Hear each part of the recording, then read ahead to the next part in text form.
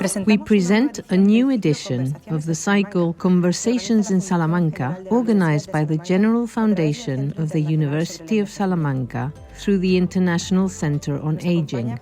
Pascal Bruckner is with us today, a philosopher, teacher, essayist, and novelist bristling with intellectual ideas for 50 years. He comes with us in the search for answers to the question, what is it to age well?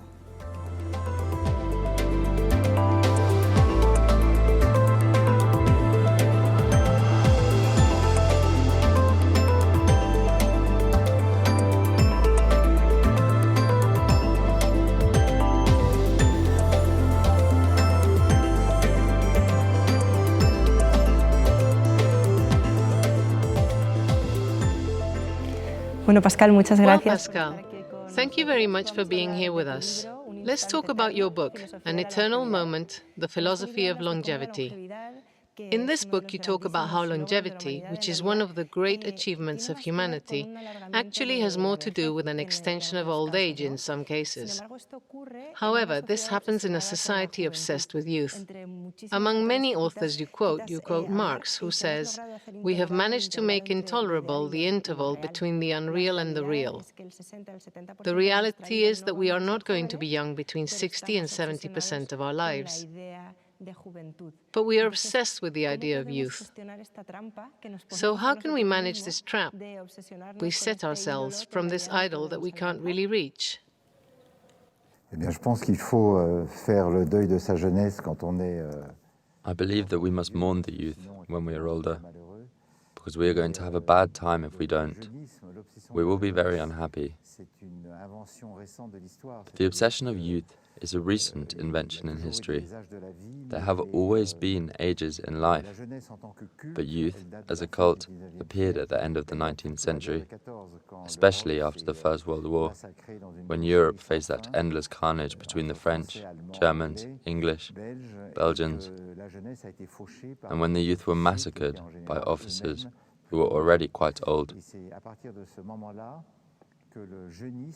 Humanity has realized that there was still old age, and they have sought the philosophy of youth for that society that was aged. From 1918, 1920, with surrealism, the emancipation of customs, and as a consequence, youth was seen as the only valid thing in life.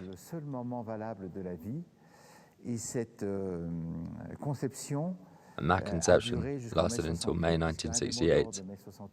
They say that from the age of 30, one enters decrepitude.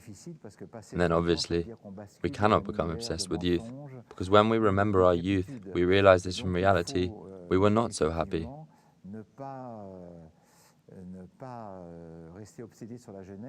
Because when you are young, you build your life. You look for yourself. It is difficult for you to get rid of childhood. And I think that in reality, we are much happier from the middle of our life, when we can value youth.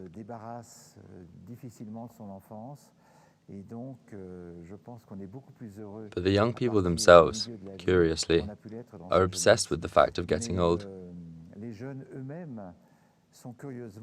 And it is true that, for example, in Latin America and even in Europe, more and more girls go to the surgeon to rebuild their bodies because they have the idea that one must face life with a perfect anatomy.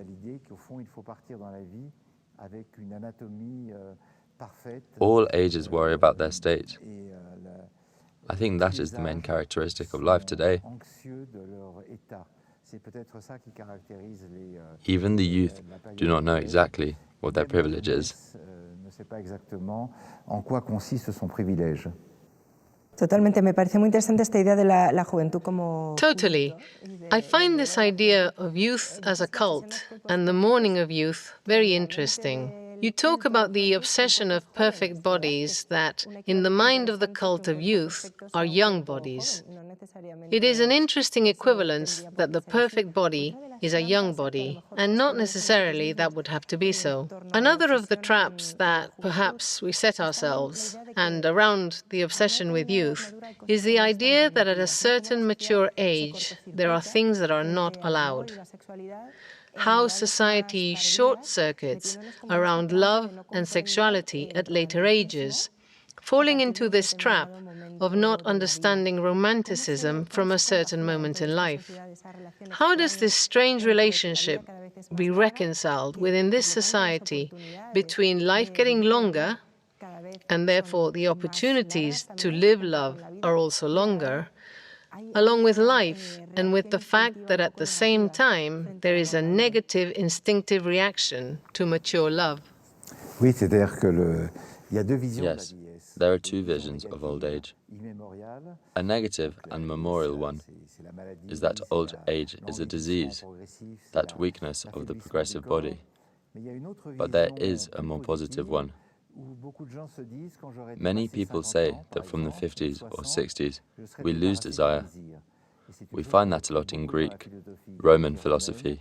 romaine, l'idée que le désir est un The maître idea that qui te desire tient en is a master esclavage, who et dont subdues tu you te like a débarrasses slave, à partir d'un certain and âge. from a certain age, Et, you get rid of that desire. la vérité, It no longer c'est qu'on subdues peut you. évidemment se But the truth débarrasser de ce is désir, that, de obviously, ces pulsions, you can get rid of that pas desire, attendre 50 ou 60 those ans, sexual on peut penser dès impulses, 20 ans, but you et, don't have to wait until your on 50s peut penser or que c'est 60s une or 70s. diminution You can do de it notre at intérêt pour 20. la vie.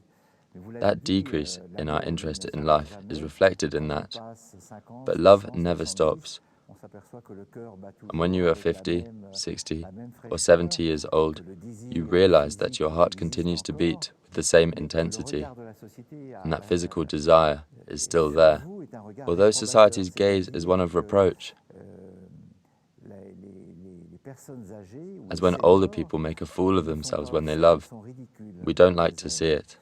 Elles sont ridicules et au fond, on n'a If pas we envie de see savoir, two on older veut people pas les kissing, voir. we have the Quand on reflex voit to deux distance personnes âgées ourselves. qui s'embrassent, We on a don't un like petit those réflexe gestures. de recul parce qu'il y a une sorte d'inconvenance à s'abandonner à ces gestes quand It on is a perhaps the passé last une taboo that certaine must be limite. broken, Et effectivement, the love c'est life of the peut-être le elderly. dernier tabou à briser, c'est justement celui d'une vie amoureuse des personnes âgées. Et d'ailleurs, dans la In the sociology of divorce, there are two main ages when people separate. Between 20 and 30 years old, which are marriages that fail because they don't know each other well, and then after 60, 70, or even more. People get divorced for other reasons.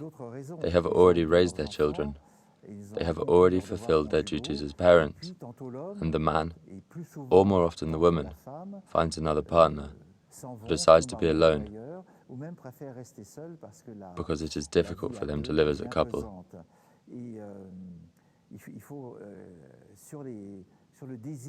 On erotic desire, medicine has already compensated a lot for the physiological deficit in both men and women. I mean the libido, because it is something that must be talked about and that often embarrasses us.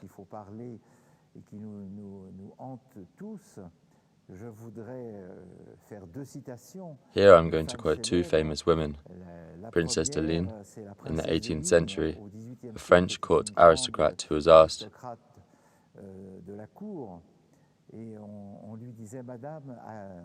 "In your opinion, at what age does a woman lose desire?"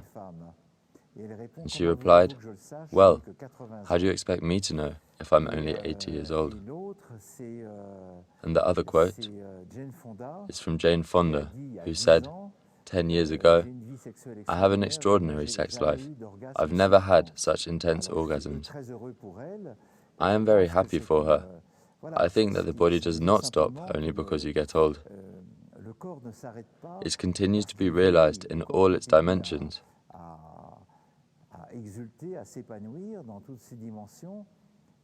We must break that powerful taboo. Also illustrated lately by the mocking laughter that accompanied the election of Emmanuel Macron 4 years ago, going out in public with his wife, 25 years older than him. That is a double taboo, the taboo of a young man with an older woman, and the taboo of sexuality of a woman who is currently 64, 65, and her husband 41.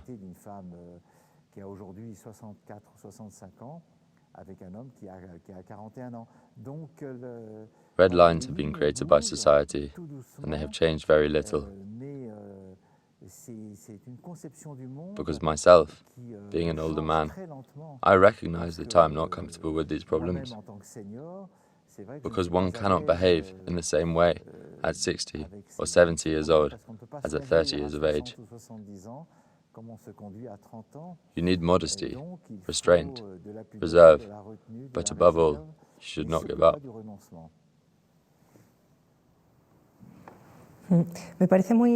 I find very interesting the idea of how, as a society, because longevity is a matter of society, not of people themselves, a matter of all of us, as a society we corner ourselves, a corner that prevents us from being happy. Both the elderly and the young, they become obsessed with the only thing they're going to end up losing.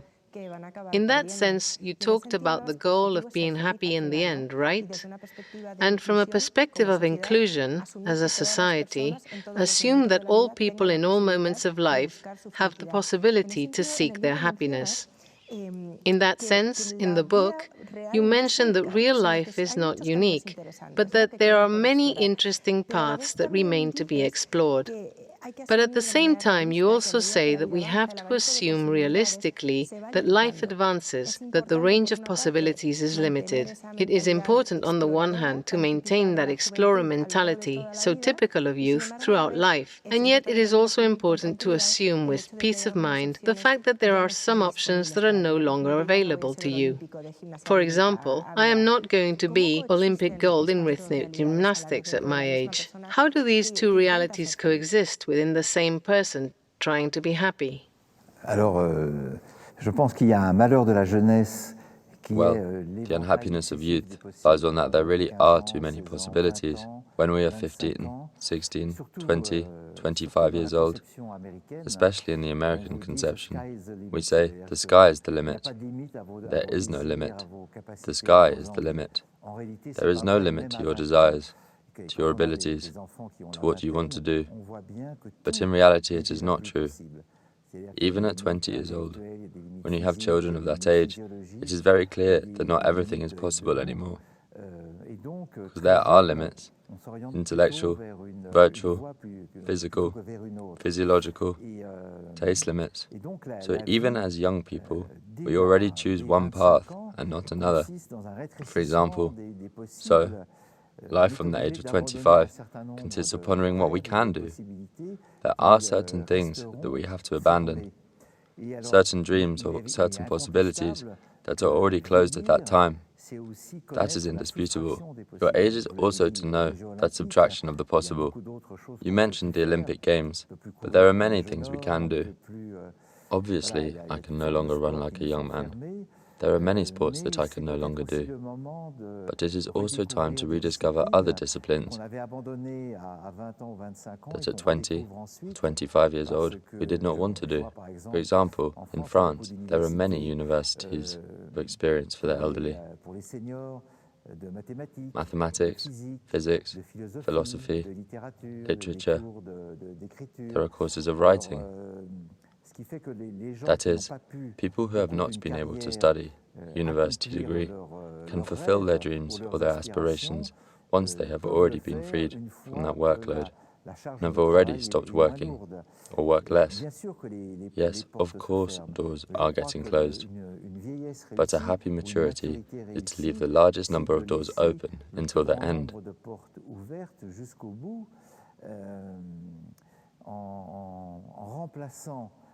Or replace that number of open doors with those that remain to be explored more thoroughly.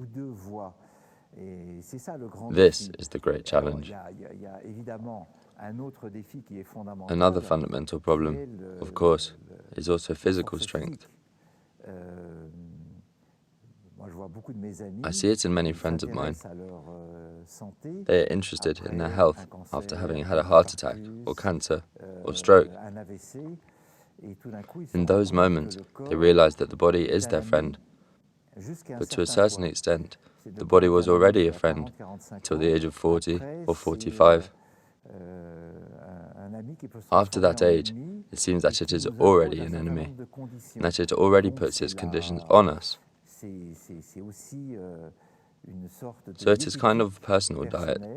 You have to become your own doctor. You have to know what is good for you and what will accelerate physical deterioration or loss of faculties.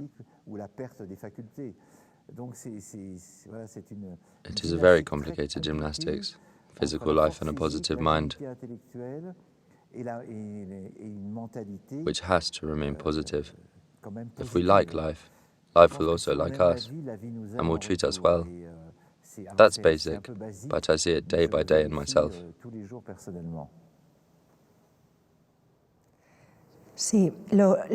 What I think is very important is this idea of reinventing yourself, right? To be open to the beauty of life from an even social labor point of view that you spoke. In a society that gives people the opportunity to reinvent themselves professionally and find new things they want to do, when someone with 50 years, with 65 years, decides to start another career, when he becomes 80, he will be a great expert who has been working on that for 20 years. He has a lot of life ahead to reinvent himself.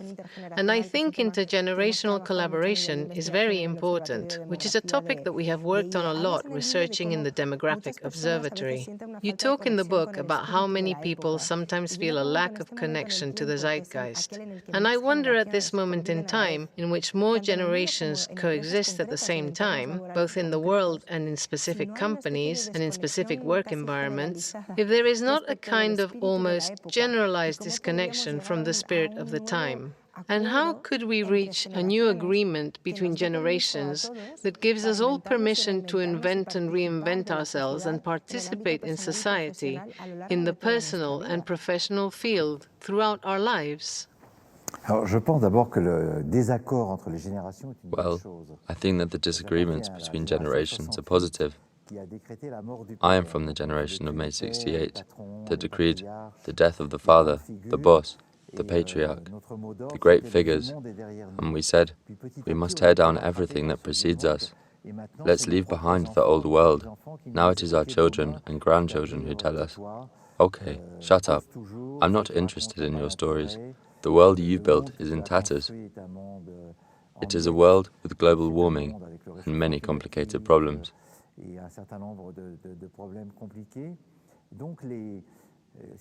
And what is amazing is that the youth return the same attacks to us that we launched at our parents. And this is healthy. It is normal. A youth that admired and flattered their elders would not be a healthy youth. Now, how to rebuild the link? Perhaps there are several ways. On the one hand, I think we have to maintain our role as educators. That is, I see a lot of people my age who play flattering young people.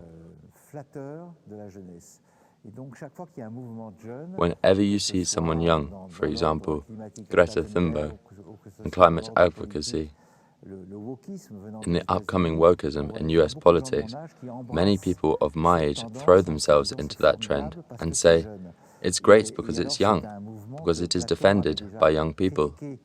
And this was already criticized by Plato in the Republic more than 2,000 years ago.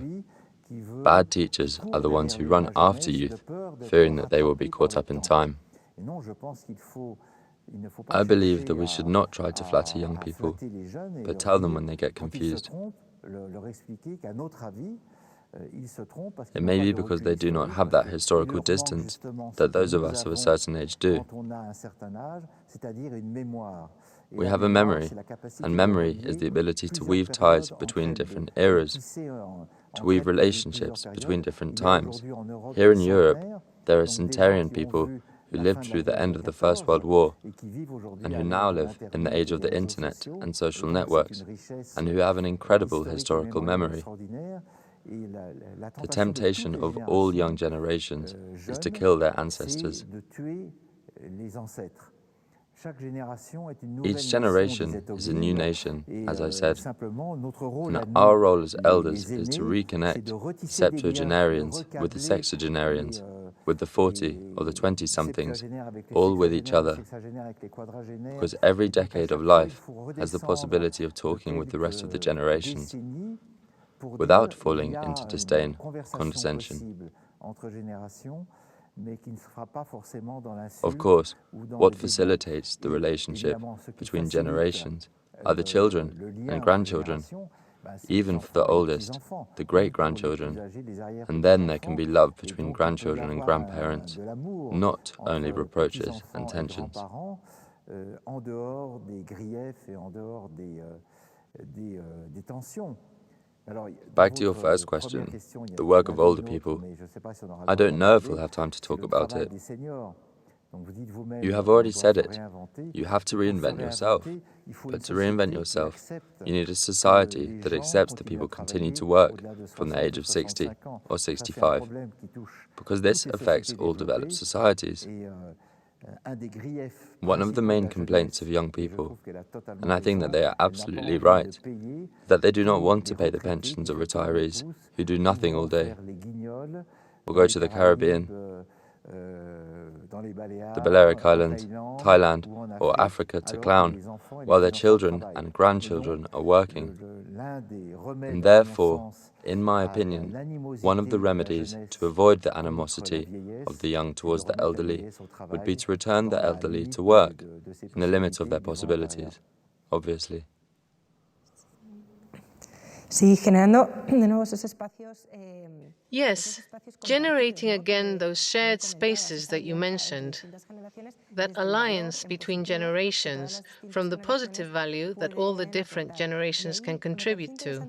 There I find it interesting to highlight what we do have in common, right? There are some realities that are common to everybody, regardless of generations. In the book, you talk about how a full life, which you also call a captivating life, I love the idea of having a captivating life, it implies being at peace with a contradiction, which is, on the one hand, to be satisfied with our luck, whatever it may be, but at the same time to remain at the disposal of the beauty of the world, remain at the disposal of surprise. This contradiction of two things that have to happen at the same time, this paradox, is real in the lives of everyone, not only in the lives of mature people. And yet I do not think they educate us for that. You spoke before of the pedagogical work of the most mature people with respect to the younger people. How could we make an education of satisfaction and at the same time of openness to surprise? I think that one of the duties of the elderly, and I'm referring to people over 40 years of age, is to help the younger generations get through difficult times, because deep down we all have children. I have grandchildren. I still have a very young daughter. And in moments of doubt, or even of loving or professional despair, the work of parents, grandparents, or teachers, I was a teacher for more than 30 years, consists of showing that behind that impassable wall there is a door, and deep down we cannot do the work for them. But we can indicate the possible solution, the possible way to solve a problem, a difficulty, a sorrow. We cannot abdicate our responsibility as teachers, as masters. Perhaps there are two dead ends to avoid when one is older. The first is to describe an ideal world, magnificent, where everything is easy, fantastic, to tell young people that life is beautiful, there are no problems, there are no conflicts, there is no evil, there are no bad guys, and that you just have to be positive. The other end is to say the opposite, that the world is completely black, that there is no future, and that logically young people are right when they are desperate because we have left them a world that is more difficult than ever.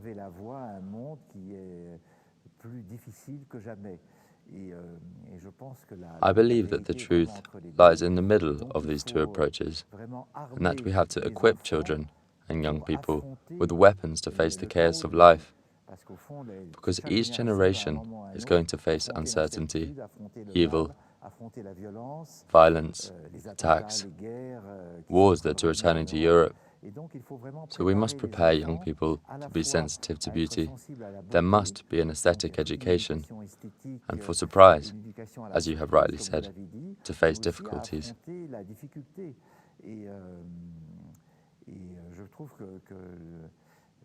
It seems to me that after the Second World War, Europe, as a group of nations, has wanted to erase too much everything that has to do with violence and evil. And now we are learning again that history is beautiful, but it can also be tragic. It is a multiple pedagogy in the sense that we can and we must teach our children that, and our children will also teach us. They instill enthusiasm in us. And it generates necessary roles for all the different people within all the environments of society, right? All people have an important role to play in all spaces, in families, in companies, in public administrations, in universities. All people have these important roles to fulfill in order to accompany teams, others, in going through crises. I'd like to end by asking you a more personal question. In your book, you expose that real life is here, now, despite all the obstacles and all the difficulties. So, if the only real life is here and is now, what would you want this moment, that is, the one that you and I are living, and that is the only thing we have, to mean? Well, it's a very personal question. I'm going to try and answer your question as lucidly as possible and take advantage of this moment in Salamanca, my stay in Madrid too, to get to know Spain better. But to answer your question in a less personal way, throughout an existence, we often delay true life to tomorrow. I mean, we think, now I'm in trouble, because now my love life is not very satisfying. I get bored with my work, but tomorrow everything will be fine. Tomorrow everything will be fantastic. And we kind of forbid ourselves to live intensely in the present, simply because we are delaying everything to tomorrow. And the years continue to pass, and we continue to delay everything. And then I think that one of the great challenges of life, in all ages, from 15 to 50 to 70 years old, is to arbitrate two different philosophies. That of enjoying life today, right now, as if life were going to end tonight, and reminding us that, well, I have a few years to go. Even maybe at 100 years old we can be immortal. You may still have many years ahead of you, and then we can continue living that conflict between carpe diem, enjoying the moment, and the hope of long years of happiness and health ahead that give meaning to our existence. There is a phrase from Seneca that has always marked me a lot. Every day you have to thank God for being alive. When I was young, I didn't understand it, but now I do. I get up in the morning and I feel happy. I feel an absurd joy of being alive at the age at which our ancestors, 50 or 100 years ago, were already in the grave. Longevity is an extraordinary achievement. Nevertheless, obviously, it does not mean that the path is free of difficulties, but that at every moment we have to realize that revelation.